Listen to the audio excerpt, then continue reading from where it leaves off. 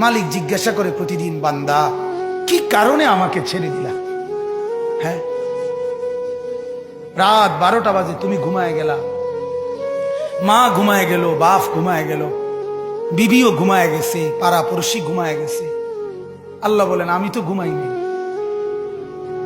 বান্দা, আমিও তো ঘুমাই নাই। সারাদিনে আমিও তো জগৎটা পরিচালনা করছি, তবুও তো আমার কোনো ক্লান্তি নাই, আমি তো ঘুমাই নাই। কেন ঘুমাই নাই জানো বান্দা? রাতের 2টা বাজে যদি তোমার পেশাব করতে হয়, রাতের 3টা বাজে যদি তোমার দরজা খুলতে হয়, তখন যদি তোমাকে উঠতে হয়, আর আমি যদি ঘুমায় যাই বান্দা, তোমারে চোখ মেলে দিবে কে?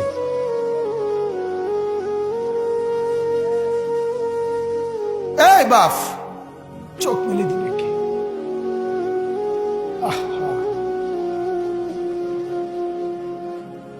আল্লাহ আমাদেরকে মাফ করে। কোরআনুল কারীমের মধ্যে আল্লাহ তাআলা বলছে, ওয়া হুয়াল্লাযী ইয়াতাওয়াফফাকুম বিল-লাইল। কোরআনে আল্লাহ বলে, বান্দা শোনো, প্রত্যেকটা মানুষকে রাত গভীরে যে ঘুম আমি দেই, সেটা ঘুম না, আমি ওয়াফাত দেই, আমি মূলত মৃত্যু দিয়ে দেই।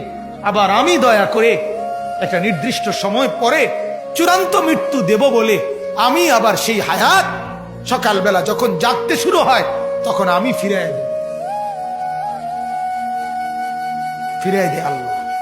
এমনও মানুষ আছে পৃথিবীতে, রাত্রিবেলা ঘুমাইছিল ভালো মানুষ, সকালবেলা আর জাগে নাই।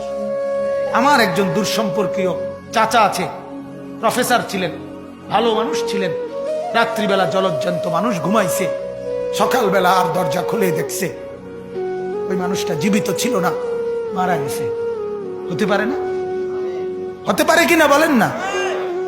তাইলে বছরের পর বছর, মাসের পর মাস, এই বাপ, বাহিরের কারো চিন্তা করে বাদ দেন। আপনারা যারা বসছেন, আপনাকে বলছি, আপনি কষ্ট করে বসছেন, রাতের 12টা বাজে, রাতের 12টা বাজে, এত কষ্ট করে বসছেন, বিনিময়ে একটু ভাবেন, একটু ভাবেন, অনুরোধ আমার, একটু ভাবেন।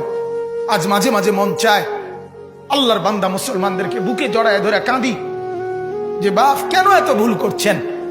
আল্লাহকে কেন এত নারাজ করছেন? যার বিবি বেপর্দা, আপনি আল্লাহকে কত পরিমাণ নারাজ করাচ্ছেন। যার স্ত্রী, যার মেয়ে বেপর্দা, আপনি আল্লাহকে কি পরিমাণ নারাজ করছেন বলেন? এক কুকুর মরলে, লাশ ফেলে রাখলে যেই দুর্গন্ধ ছড়ায়, সেই দুর্গন্ধে অল্প কিছু মানুষের কষ্ট হয় কিছুক্ষণ, কিন্তু এক নারী বেপর্দা হাঁটলে যে যুবকগুলোর চরিত্র নষ্ট হয়, সেই নারী এক মরা লাশওয়ালা কুত্তার চাইতেও বেশি দুর্গন্ধ ছড়ায়।